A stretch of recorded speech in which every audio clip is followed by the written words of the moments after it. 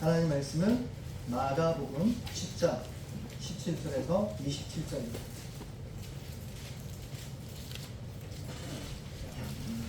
신약성경 마가복음 10장. 네, 아유 감사합니다. 은퇴장로님 성교해 주셔서 너무 감사합니다.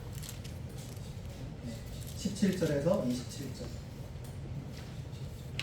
감사합니다. 네, 다 찾으셨죠? 예, 우리 17절에서 27절 천천히 이것도 교독 한번 해보죠. 제가 먼저 읽고 여러분이 읽고 마지막 절 27절은 같이 읽습니다. 제가 먼저 읽어드릴게요. 예수께서 길에 나가실새 한 사람이 달려와서 꿇어 앉아 묻자오되 선한 선생님이여 내가 무엇을 하여야 영생을 얻으리이까. 예수께서 이르시되 내가 어찌하여 나를 선하다 일컫느냐. 하나님 한 분 외에는 선한 이가 없느니라. 내가 계명을 안 하니 살인하지 말라, 간음하지 말라, 도둑질하지 말라, 거짓 증언하지 말라, 속여 빼앗지 말라, 내 부모를 공경하라 하였느니라. 그가 여짜오되 선생님이여 이것은 내가 어려서부터 다 지켰나이다. 예수께서 그를 보시고 사랑하사 이르시되 내게 아직도 한 가지 부족한 것이 있으니 가서 내게 있는 것을 다 팔아 가난한 자들에게 주라. 그리하면 하늘에서 보화가 내게 있으리라. 그리고 와서 나를 따르라 하시니. 그 사람은 재물이 많으므로 이 말씀으로 인하여 슬픈 기색을 띠고 근심하며 다니라. 예수께서 둘러보시고 제자들에게 이르시되 재물이 있는 자는 하나님의 나라에 들어가기가 심히 어렵도다 하시니. 제자들이 그 말씀에 놀라는지라. 예수께서 다시 대답하여 이르시되 얘들아 하나님의 나라에 들어가기가 얼마나 어려운지. 낙타가 바늘기로 나가는 것이 부자가 하나님 나라에 들어가는 것보다 쉬우니라 하시니. 제자들이 매우 놀라 서로 말하되 그런즉 누가 구원을 얻을 수 있는가 하니. 같이 읽죠. 예수께서 그들을 보시며 이르시되 사람으로는 할 수 없으되 하나님으로는 그렇지 아니하니. 하나님으로서는 다 하실 수 있느니라. 아멘. 최근에 무척 대중에게 사랑을 받는 여자 배우분이 있습니다. 이름이 신예은 자매님인데요. 아마 많이 알 겁니다. 우리 청년들은 더 잘 알 건데 신예은 자매가 크리스찬인지 저는 어제 알았어요. 어제 알았고 말씀 준비하다가 이걸 잠깐 소개하면 좋겠다 생각이 들었습니다. 이분이 이제 배우로 데뷔한 지가 2023년도인데요. 그러니까 3년 정도밖에 2, 3년 됐죠. 근데 이분이 2023년도에 배우가 돼서 신인상을 막 받고 막 상을 받았는데 그분 표현이 상이라는 상은 다 받았다. 처음에는 상을 받아서 인사말을 해야 되는데 뭘 이야기를 할지 몰랐는데 나중에는 준비를 해서 하더라고요. 근데 쇼츠 여러분들 검색해보면 나올 건데 쇼츠로 이렇게 이야기하더라고요. 약간 울리는 것 같아서. 괜찮나요? 네, 괜찮습니다. 네. 신인 수상 이제 수상 소감을 이야기하는데 끝에 뭐라고 하냐면 이 모든 영광을 하나님 아버지께 올려드립니다. 이제 그게 이제 쇼츠로 이제 뜨기 시작한 겁니다. 그 이분이 이제 크리스찬인 걸 제가 밝혔고 알게 됐고 이분이 이제 새롭게 하소서라는 이제 기독교 방송의 간증 프로그램에 나오게 된 거예요. 그래서 이제 새롭게 하소서라는 간증 프로그램에 그 작곡가이자 유명한 사람 있잖아요. 이름 생각이 안 나네 갑자기. 네네. 뭐라고요? 주영훈. 네, 주영훈 씨. 그 사람도 목사님 아들이거든요. 그래서 간증 프로그램에 그분하고 대담하는 장면을 봤는데요. 이분이 배우가 되기 위해서 일찍부터 좀 준비를 했대요. 학원도 다니고 뭐 했는데 예고도 나오고. 근데 문제는 연예인이 되려고 하니까 돈이 너무 많이 드는 거예요. 근데 그렇게까지 넉넉지는 않았나 봐요. 그래서 이분이 자기 친구들은 이제 뭐 신혜원 자매 또래 나이가 한 23, 4 된 것 같아요. 20대 초반인데 그때 자기 친구들은 남편감을 위해서 배우자를 위해서 기도를 많이 했대요. 근데 자기는 그런 기도 안 했고 어떤 기도를 했냐? 하나님 저 돈 좀 주세요. 저 돈 좀 주세요. 하나님 저도 맛있는 거 먹고 이 그대로 멘트 옮기는 거예요. 제가 저거랑 그대로 하는 거예요. 하나님 저도 맛있는 거 많이 먹고 좀 부자 되게 해주세요. 그렇게 기도를 했답니다. 나 좀 유명한 사람 좀 되게 해줘. 그래서 이제 걷다가 하늘 보면서 하늘에서 지폐가 좀 떨어졌으면 좋겠다. 저희 어머니한테 들었던 이야기를 거기서 청년이 그 이야기를 듣고 신선했다 생각이 들었습니다. 근데 자매가 그때 이제 주영훈 씨가 사회자가 자매님 다 얻었잖아요. 인기도 없고 돈도 없고.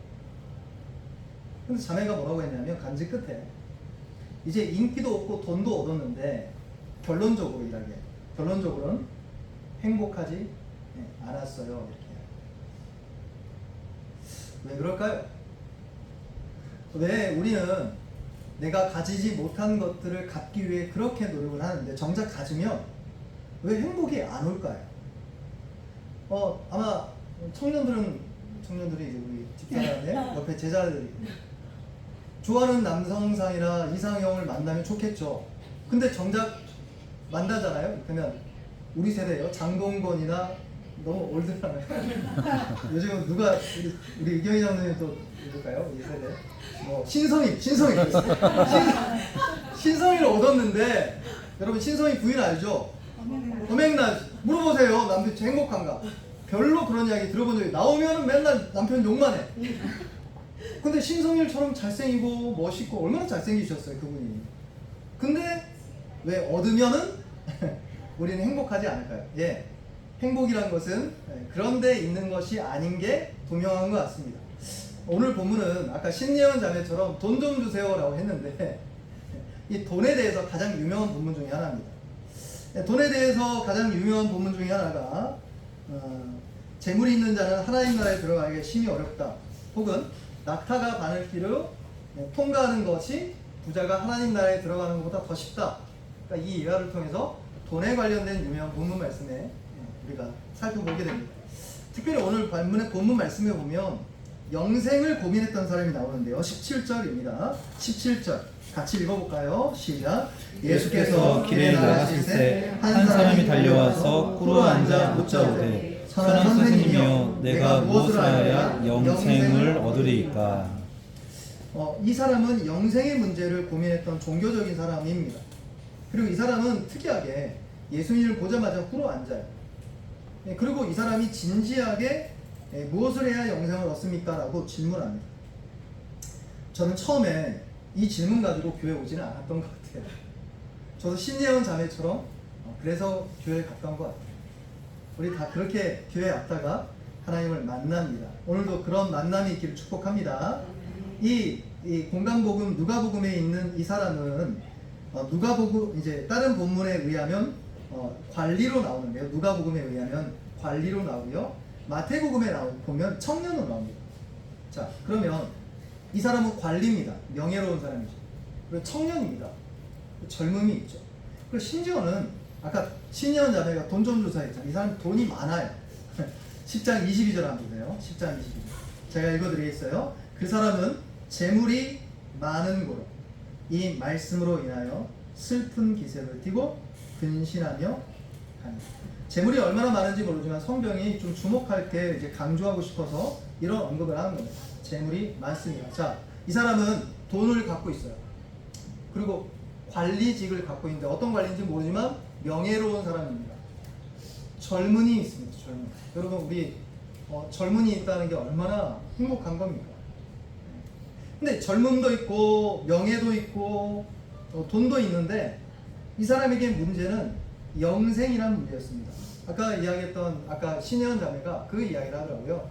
돈이 있는데 행복이 있는데 잠깐 행복했다가 시간 지나니까 없어지더라. 그렇죠. 돈도 그렇고 명예도 그렇고 건강도 그렇고 시간 지나면 없어집니다. 그럼 시간 지나지 않고 계속 있는 게 뭘까요? 그게 영생입니다. 그래서 이 영생의 문제에 대해서 고민했던 것 같습니다. 근데 이 사람이 그렇게 고민하고 예수님 앞에 나올 수 있었던 이유는 이 사람이 유대인이기 때문에 분명히 그런 이해를 갖고 있었음에 분명한 것 같습니다. 이 사람은 예수님을 선지자로 여겼기 때문에 무릎을 꿇고 예수님께 내가 무엇을 해야 영생을 얻습니까? 라고 물어본 겁니다. 주목할 표현이 있는데 영생에 대해서 질문한 게 아니라 전체 문장은 이겁니다. 내가 무엇을 하여야 영생을 얻겠습니까? 이제 원래 원문에는 두 가지 동사가 강조되어 있는데요. 하다, 얻다가 강조되어 있습니다. 그러니까 영생의 문제를 이 사람은 어떻게 이해했냐면 내가 뭘 해야 되는 것이고 그 한 것에 따른 결과를 내가 얻는 겁니다. 공로죠. 얻게 되는 겁니다. 그래서 내가 무엇을 하여야 얻을 수 있습니까? 라고 이야기합니다. 이건 구약 성경에 익숙했던 유대인들에게 굉장히 익숙한 건데요. 구약 성경을 굉장히 익숙하게 알았던 바리새인이나 서기관들이나 구약 성경에 익숙했던 유대인들은 성경의 핵심은 사실은 우리 교회가 넘치는 은혜 교회거든요. 은혜가 핵심인데 은혜와 선물로 주어지는 영생에는 별로 관심이 없었고 무지했었고 오히려 내가 율법의 말씀에 순종해서 보상으로 영생이 주어진다라고 생각했습니다. 그걸 이제 도덕적인 공로 달성 목록을 작성하기 위해 그러니까 내가 순종해서 영생을 얻으면 문제는 간단하죠. 어떤 것을 내가 순종해야 영생을 얻을 수 있느냐를 고민하겠죠. 그래서 순종에 대한 목록을 자기들이 작성한 겁니다. 이건 유대인뿐만 아닙니다. 현대인들, 여러분과 제가 알고 있는 모든 종교인들이 똑같아요. 도를 아십니까? 저희 때는 길을 가다 보면 그런 분도 있었는데 그분들도 똑같고요. 불교인들, 이슬람교들, 어떤 종교를 갖고 있는 분들도 다 똑같은데 영생은 내가 뭘 해서 그거에 따라서 얻는 공로의 문제인 것이죠. 근데 예수님께서 복음을 전할 때 천편일률적으로 그냥 모두에게 똑같은 방식으로 전도하지 않았어요. 근데 이 사람에게 맞는 전도법으로 복음을 제시하는데요. 예를 들자면 간략하게 종교적이고 교만했던 바리새인들에게는 그렇게 전하지 않았어요. 어떻게 전했냐면 심판과 저주를 말하십니다. 낮추셔야 됩니다. 근데 사마리아 여인에게 예수님이 어떻게 전도하세요? 물을 기르러 온 그 여인에게 생수가 바로 나다, 예수다, 내가 생수니 나를 마시면 된다라고 이렇게 전도하죠. 근데 지금 오늘 본문에 나오는 이 청년은 그리고 관리였던 사람이고 율법에 관심이 많았던 이 청년에게는 도덕적 공로를 통해 율법에 순종하는 문제에 관심이 있었기 때문에 이 사람에게는 또 다른 접근을 합니다. 이 사람이 가장 좋아하는 계명을 설명하십니다. 그거 19절입니다. 19절 여러분이 좀 읽어주시겠어요? 시작. 내가 계명을 안 하니 살인하지 말라, 간음하지 말라, 도둑질하지 말라, 거짓 증언하지 말라, 속여 빼앗지 말라, 내 부모를 공경하라 하였느니라. 아멘. 여러분 모태신앙 분들이나 교회에 어떤 이렇게 간접적인 경험이 있는 분들은 이 구절이 익숙할 겁니다. 그리고 이 청년이 대답할 것은 예견되는 겁니다. 내가 계명을 안 하니 계명을 지키라 이 뜻이죠. 이 계명을 지키라는 말씀을 하시면서 사실 이 청년에게는 물질 자체, 재산이 많은 것 자체가 문제가 아니라 사실은 물질에 대한 탐심의 문제가 나중에 드러나게 되는데요. 예수님은 먼저 직접적으로 말하지 않고 간접적으로 말씀하세요. 그러니까 우리의 영혼의 상태에 따라서 간접적으로 취하시죠. 그래서 자세히 보시면 10계명에 있는 계명들을 출애굽 20장에 있는 구절들을 이야기하는데요. 여기 보면 마지막에 속여 빼앗지 말라 앞에 거짓 증언하지 말라라고 나오는데 이 구절이 이제 9계명이거든요. 9번째 10계명. 마지막의 계명이 속여 빼앗지가 아니고요. 여러분의 성경을 보면 탐내지 말라가 10계입니다. 근데 이 탐내지 말라를 소극적으로 표현하면 속여 빼앗지 말랍니다. 이 청년이 속여 빼앗았겠어요? 그럴 리는 없어요. 근데 탐내지 말라는 권력에 되어 있습니다. 마음의 문제니까요. 예수님이 의도적으로 적극적으로 그 사람의 마음에 닿게끔 하는 것은 다치니까 의도적으로 간접적인 전략을 쓰십니다. 근데 간접적으로 전달할 때 이 사람이 그걸 받아들였냐? 그렇지는 않은 것 같아요. 그래서 곧장 이렇게 이야기합니다. 20절 안 보시죠? 20절 같이 읽을까요? 시작. 그가 여짜오되 선생님이여 이것은 내가 어려서부터 다 지켰나이다. 이 청년은 예수님의 의도를 캐치를 못한 거예요. 율법은 훨씬 더 포괄적입니다. 죄는 그래서 행동의 문제가 아니에요. 전혀 행동의 문제가 아닙니다. 행동을 그렇게 안 하더라도 여러분은 앉아서 그 행동을 하는 사람의 마음과 똑같은 마음으로 살아갈 수 있는 거죠. 그래서 예수님이 십계명을 설명하시면서 가늠하지 말라고 이야기하는데 뭐라고 합니까? 형제가 처녀를 볼 때 음욕의 마음이 품으면 가늠함과 똑같다 이야기합니다. 행동을 안 했어요. 법적으로 감옥 안 가요. 그렇죠? 근데 누군가가 처녀를 보면서 자매님을 보면서 마음 안에 그런 음욕의 마음을 품게 되면 어떻다라는 겁니까? 가늠한 것과 똑같고 심판을 면할 수 없다 이야기합니다. 즉 계명과 십계명의 문제는 행동의 문제로 국한되지 않고 포괄적이고 넓은 이야기이기 때문에 마음의 문제라는 겁니다. 그 마음의 문제를 가장 많이 드러내는 십계명 중에 계명이 뭐냐면 마지막 계명, 탐내지 말라. 그러니까 이미 내가 도둑질 안 하고 거짓말 안 하더라도 누군가의 재물이나 누군가의 가정이나 누군가의 물질을 탐내면 이미 여러분과 저는 탐심의 죄를 얻게 됐고 나는 순종하지 않은 겁니다. 근데 이 청년은 아직은 그걸 보지는 못하고 있어요. 그래서 대담하게 이렇게 이야기하는 거죠. 내가 어려서부터 지켰나이다 라고 담대하게 이야기하십니다. 청년은 이제 예수님의 마음을 아직 못 읽어냈습니다. 제가 한번 물어볼까요? 말씀에 순종하는 것을 하나님이 기뻐할까요? 안 기뻐하실까요? 기뻐하십니다. 제가 이 본문을 정확하게 한 20년 전에 설교했는데요. 그때는 제가 율법주의에 대해서 고민했던 부분이고 교회에서 율법주의적인 설교를 해서는 안 된다고 생각했고 복음만을 전했습니다. 그래서 아마도 좀 극단적으로 묘사했는지도 모르겠어요. 설교 끝나니까 담임 목사님이 수요 예배였거든요. 제가 이 설교를 10시간 준비하고 설교를 했어요. 주석이랑 주석은 다 찾아봤고 막 기도하고 막 그렇게 했단 말이에요. 신학교 다닐 때. 그때 목사님이 이제 전사님 잠깐 오세요. 이렇게 설교해서는 안 됩니다. 아마 정재원 목사님 기억하실 거예요. 정 목사님과 같은 교회 다녔었는데 따로 이야기한 게 아니고 수요 예배 끝나자마자 올라오셔서 목사님이 우리 도 목사님, 도 전사님 설교 준비를 좀 부족하니까 더 잘 전해 하셔야 됩니다. 그 이야기하고 나서 이제 혼을 내시는 거예요. 그런 분은 처음 봤어요. 그리고 결국 이제 제가 3개월 만에 쫓겨났는데 그것 때문에 쫓겨난 건 아니고 사고를 많이 쳤어요. 막 차량도 받고 막 애들하고 수련회 가다가 청년 때 기억이 납니다. 아마 그때는 메시지는 또 올바르게 전했을지 모르지만 율법에 대한 이야기가 잘 몰랐어요. 즉 예수님은 율법을 지키는 순종하는 청년을 사랑하십니다. 그걸 이야기하십니다. 자 보세요. 21절 한번 보세요. 21절 같이 읽을까요? 시작. 예수께서 그를 모시고 사랑하라 이르시되 내게 아직도 한 가지 부족한 것이 있으니 가서 내게 있는 것을 다 팔아 가난한 자들에게 주라. 그리하면 하늘에서 보화가 내게 있으리라. 그리고 와서 나를 따르라 하시니. 여기 보시면 예수님이 보시고 사랑했다. 주님이 말씀에 순종하는 형제와 자매를 사랑하십니다. 할렐루야. 비록 율법에 순종하는 것이 구원과는 연관이 없지만 그거 지켜서 공로를 얻어서 내가 구원 얻는 건 아니지만 하나님을 사랑하는 증거이기 때문에 율법에 순종하는 것을 기뻐하십니다. 근데 이 청년은 못 알아먹고 있어요.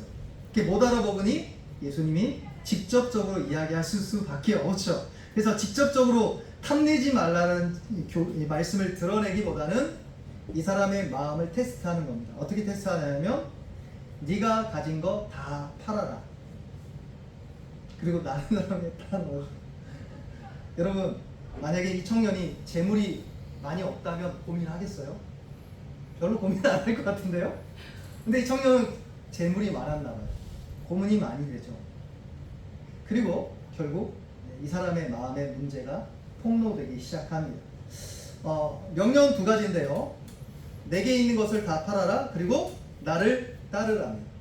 자, 영생은 예수님을 따르는 데 있습니다. 아멘이죠? 핵심은 파는 데 있지 않고 나를 따르고 나를 믿으라에 달려 있습니다. 아멘이죠? 근데 이 청년에게는 해결될 문제가 있는 재물입니다. 근데 정확히는 재물이 아니고요. 재물에 대한 애착과 연민과 집착인 겁니다. 이 청년에게 주신 명령은 아주 예외적인 겁니다. 여러분에게 주지 않으니 걱정 안 하시길 축복합니다. 여러분에게 주는 게 아니에요.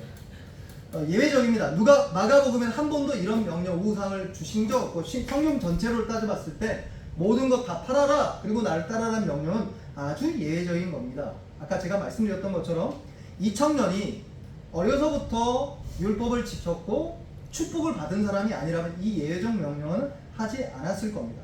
그리고 베드로에게 10장 28절을 보시면 27절 바로 밑에 있죠. 제가 읽어드릴게요. 베드로가 여기에 반응합니다. 베드로가 여자와 이르되 보소서 우리가 모든 것을 버리고 주를 따랐나이다. 이렇게 강하게 이야기합니다. 근데요, 베드로는 모든 걸 안 버렸어요. 제가 이야기 드려보죠. 베드로는 아내가 있었어요. 아내 안 버렸어요. 베드로는 가족도 있었습니다. 그리고 지금 이제 여러분 저는 이제 성지순례 안 가봤지만 베드로의 터가 있던 교회가 있어요. 그게 4세기나 5세기에 지어졌는데요. 터를 보면요, 교회 할만해요. 넓은 집 같아요. 그 베드로 집이 있잖아요. 가진 거 다 팔아냈는데 나 다 버렸댔는데 집도 있고요. 여기서 이제 예수님의 제자들 모였거든요. 예수님의 요구는 여러분과 제가 돈을 다 팔아야 예수 믿는다 이 뜻이 아니고요. 아니고 이 청년 안에 있는 문제를 드러내신 겁니다. 율법을 어려서부터 지켰다는 자기 판단이 틀렸다는 것을 보기를 원하시는 겁니다. 그래서 율법을 먼저 이야기하셔서 그 말씀 앞에 굴복당하고 내가 순종할 수 없구나라는 것을 깨닫기를 원했는데 못 깨달으니 직접적으로 이야기하는 겁니다. 그래, 너 마음에 숨어있는 탐심의 문제를 내가 드러내기를 원한다라고 해서 재물을 다 팔아. 그리고 10장 22절을 보면 이게 맞다는 걸 알 수 있습니다. 22절 같이 읽을까요? 시작. 그 사람은 재물이 많은 고로 이 말씀으로 인하여 슬픈 기색을 띠고 근심하며 가니라. 아멘. 이 청년은 예수님을 따르고 영생을 얻는 것, 그게 고민이었잖아요. 그것 때문에 왔잖아요. 근데 그것보다 재물을 파는 문제, 재물을 사랑하는 문제는 해결할 수 없는 거예요. 그래서 결국 어떤 걸 포기한 거예요? 영생을 포기한 거고 예수님을 따르는 걸 포기한 것입니다. 그러니까 초점은 이 사람이 재물이 많은데 초점이 있다고 생각하셔서는 안 됩니다. 그게 아니고 이 예외적인 명령을 통해서 자기가 어려서부터 율법을 다 지켰다라고 생각해서 그거에 근거해서 내가 공로로 천국 갈 수 있다라고 생각하는 이 청년의 마음을 무너뜨리고 낮추는데 예수님의 목적이 있다라는 것이죠. 근데 이 초점은 여기서 이제 멈추지 않고 또 다른 초점으로 옮겨져 갑니다. 부자 청년은 결국 재물에 대한 애정을 포기할 수 없었고 이제 결국 떠나갑니다. 근데 방금 그 사건을 요약하면서 예수님이 돈에 대한 유명한 말씀을 하시죠. 10장 23절입니다. 보십시오. 10장 23절 제가 읽어드릴게요. 예수께서 둘러보시고 제자들에게 이르시되 재물이 있는 자는 하나님의 나라에 들어가기가 심히 어렵도다 하시니. 그리고 25절 우리 유명한 말씀이니까 같이 읽어볼까요? 시작. 낙타가 바늘 끼고 나가는 것이 부자가 하나님의 나라에 들어가는 것보다 쉬우니라 하시니. 무척이나 잘 알려진 비유죠. 여러분 낙타가 얼마나 큽니까? 저는 낙타 실제로 예전 어릴 때 어린이 대공원 갔다가 봤던 것 같은데 어마무시하게 크더라고요. 근데 그 낙타가 어디로 통과하는 것보다 쉽다고요? 바늘기가 어느 정도일까요? 바늘기가 이것보다 작잖아요. 그래서 할머니들 바늘 구멍에 이렇게 할 때 우리가 얼마나 많이 도와줬어요. 근데 그 바늘기에 낙타가 들어가는 게 가능합니까? 불가능하죠? 예, 불가능하다는 것을 예수님이 우회적으로 비유로 설명하는 겁니다. 근데 그 불가능하다는 낙타가 바늘길을 통과하는 것보다 부자가 하나님 나라에 들어가는 것보다 그게 더 쉽다는 거예요. 이 말은 어떤 의미냐면 사람으로는 불가능하다라는 것을 예수님이 확정적으로 선언하는 겁니다. 근데 정작 부자가 하나님 나라에 들어가는 게 불가능하다는 이야기 듣고 정작 그 부자 청년은 그렇게 놀라지 않은 것 같아요. 그냥 갔으니까. 더 놀란 사람들이 있어요. 성경은 10장 26절에 그 사람들을 이야기합니다. 보실까요? 26절 여러분이 좀 읽어주세요. 시작. 제자들이 매우 놀라 서로 말하되 그런즉 누가 구원을 얻을 수 있는가 하니. 이 매우 놀라죠. 그리고 또 놀랍니다. 26절도 그렇고 24절도 보세요. 24절 같이 읽을까요? 시작. 제자들이 그 말씀에 놀라는지라 예수께서 다시 대답하여 이르시되 얘들아 하나님 나라에 들어가기가 얼마나 어려운지. 예수님이 하나님 나라에 들어가는 게 얼마나 어려운지 설명하는데 그 부자 청년은 그렇게 놀란 것 같지 않은데 근심만 했지. 제자들은 너무 놀랍니다. 왜 그랬을까? 물어보셔야 됩니다. 여기서 이 부자 청년은 21세기의 부자를 생각하셔서는 안 돼요. 어떻게 이해하셔야 되냐면 세속적인 부와 쾌락을 추구하는 사람이 아니에요. 현대적 부자가 아닌 거죠. 그럼 고대 부자는 어떤 사람이었냐? 유대인들이 생각하는 부자입니다. 유대인들에게 부와 물질은 결코 제약된 것이 아니고 이건 그리스도인에게도 동일한 겁니다. 여러분 부와 물질을 제약된 걸로 생각하지 말기를 바랍니다. 그것 자체가 잘못된 게 아닙니다. 오히려 유대인들에게 물질의 축복은 신명기 28장에 있는 언약 순종에 대한 축복과 연관이 있습니다.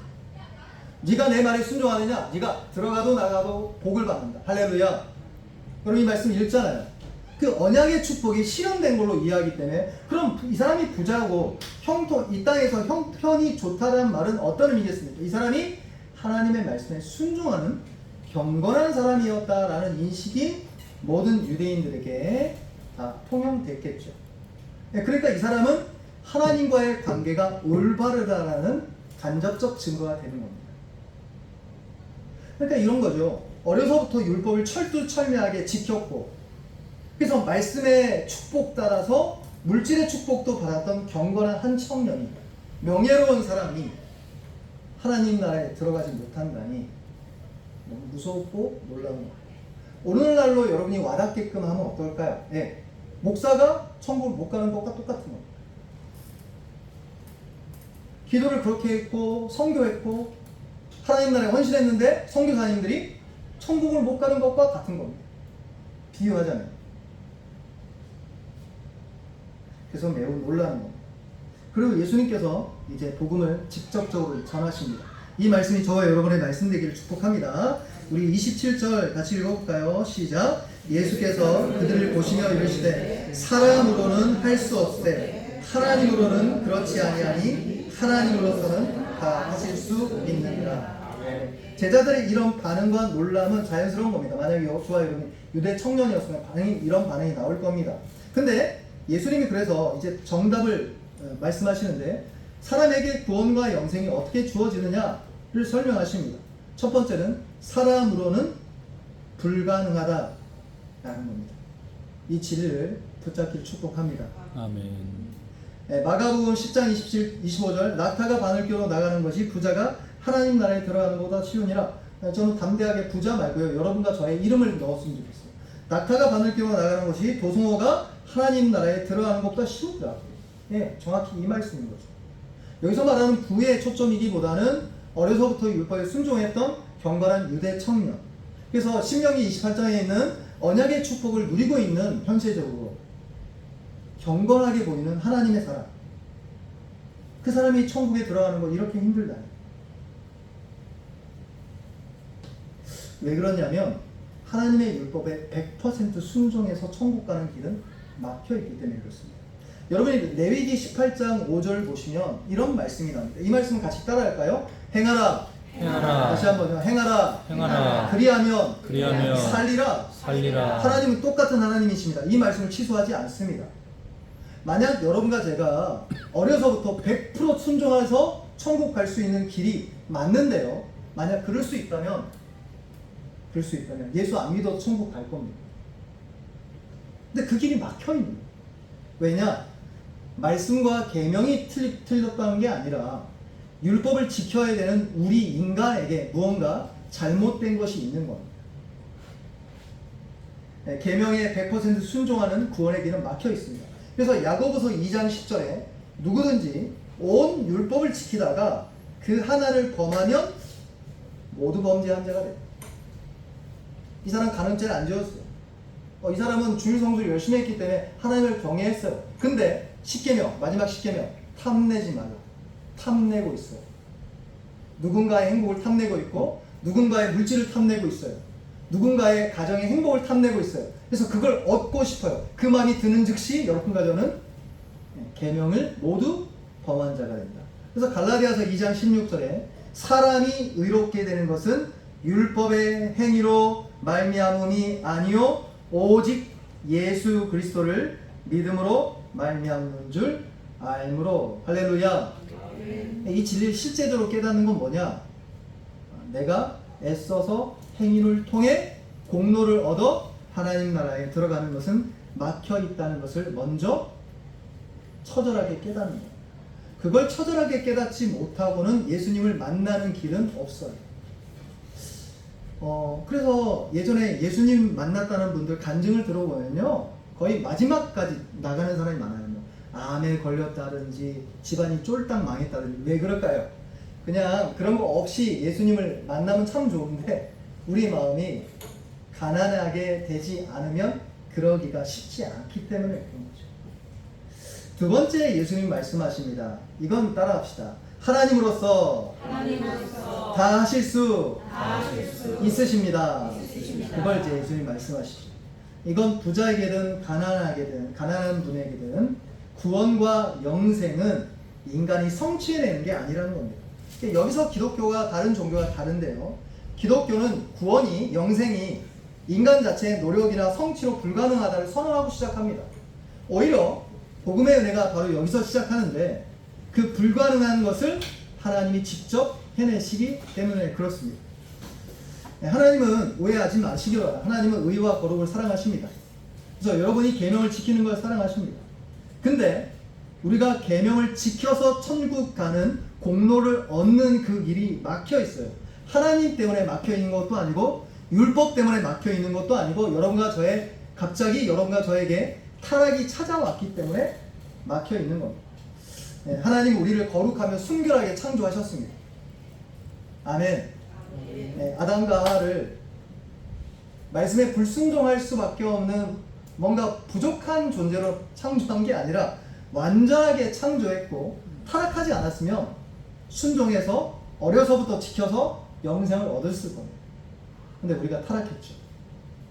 타락이란 건 여러분이 죄 지을 수밖에 없다, 다시 틀려야 된다, 이 뜻이 아니라 여러분의 생각과 감정과 의지 전체에 이 타락과 죄의 씨앗이 뿌려져 있어요. 그래서 여러분과 제가 계명을 통해서, 말씀의 순종함을 통해서 영생을 얻지 못하고 오히려 계명을 통해 여러분의 죄가 드러납니다. 심판이 드러납니다. 오히려 축복이 되어야 될 게 저주와 심판이 되는 것이죠. 도덕적 공로를 쌓아서 구원 얻는 방식은 멈춰진 겁니다. 그래서 오늘 본문에 말씀을 읽기 전에 본문 말씀 바로 직전에 어떤 이야기가 나오냐면 어린아이들이 예수님께 찾아오는 이야기가 나와요. 누군가가 어린아이를 데려와요. 그래서 예수님에게 축복 기도를 받기를 원하는데 제자들이 막아섭니다. 꾸짖고. 그때 예수님이 제자들에게 야단치시면서 뭐라고 하냐면 어린아이들이 내게 오는 것을 용납하고 금하지 말라라고 이야기합니다. 그리고 나서 하나님 나라, 아까 영생 이야기했잖아요. 하나님 나라가 이 젊은 부자 청년이 아니라 어린애들의 것이다, 이렇게 선언하십니다. 10장 14절 한번 보세요. 우리가 읽었던 17절 바로 위에 있습니다. 14절 여러분이 좀 읽어주세요. 14절입니다. 시작. 보시고 노하시어 이르시되 어린아이들이 내게 오는 것을 용납하고 금하지 말라. 하나님의 나라가 이런 자의 것이니라. 15절은 같이 읽습니다. 시작. 내가 진실로 너에게 이르노니 누구든지 하나님의 나라를 어린아이와 같이 받들지 않는 자는 결단코 그곳에 들어가지 못하리라 하시고. 여기서 어린아이를 왜 하나님 나라에 연결할까요? 여러분, 어린아이는 어리숙하고 지혜가 부족하고 연약하고 여기에 초점이 있는 게 아니에요.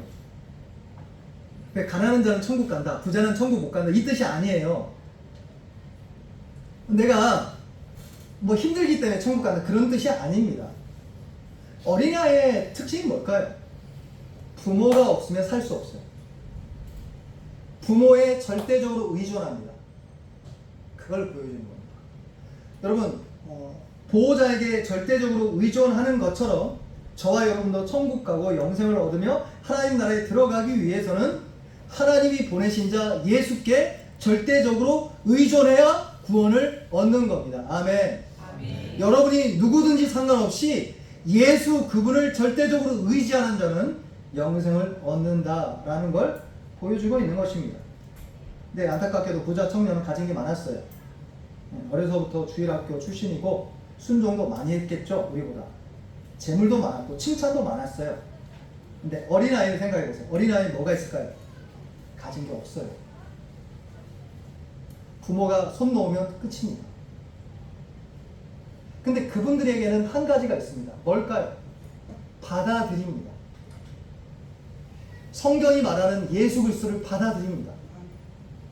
성경이 말하는 예수 그리스도가 예수님이 직접 이야기하죠. 예수께서 이르시되 내가 길이요 진리요 생명이니 나로 말미암지 않고는 아버지께로 올 자가 없느니라. 어린아이는 받아들입니다. 네, 부자는 청년은 관리는 받아들일 수 없었던 것입니다. 누가 구원을 얻을 수 있는가? 사람으로는 불가능하다. 이 진리를 깨닫는 어린아이 같이 하나님을 전적으로 의지하는 사람에게는 영생의 문이 활짝 열리게 되는 것입니다. 그러기 위해서 저와 여러분이 부자 되기를 축복합니다. 근데 육적인 부자 말고 영혼의 부자 되기를 바랍니다. 부자 청년과 같이 되어서는 안 됩니다. 어린아이와 같아야 되는 줄 믿습니다. 저와 여러분이 어린아이가 되어서 하나님의 계명에 순종하는 것이 나 스스로는 불가능한 것을 바라보고 예수님께 나아가 예수님을 끌어안을 때 예수님이 10장 21절에 이야기한 것처럼 예수께서 그를 보시고 사랑하사 한 가지 부족한 것이 있으니 와서 나를 따르라, 이 말씀에 순종할 수 있는 것이죠. 오늘도 우리 형제 자매님들에게 이 말씀의 은혜가 넘치길 바랍니다. 어린아이처럼 영생의 문제를 예수님께 가져가면 구원만큼 쉬운 게 없어요. 근데 여러분이 하려고 하면 구원만큼 어렵고 먼 것이 없는 것입니다. 오늘도 이 말씀 붙잡고 어린아이처럼 예수님을 붙잡아 천국 영생을 누리는 저와 여러분 되기를 예수님의 이름으로 축복합니다. 아멘. 자, 기도하겠습니다. 우리 통성으로 같이 한번 기도할까요? 같이 통성으로 기도하겠습니다.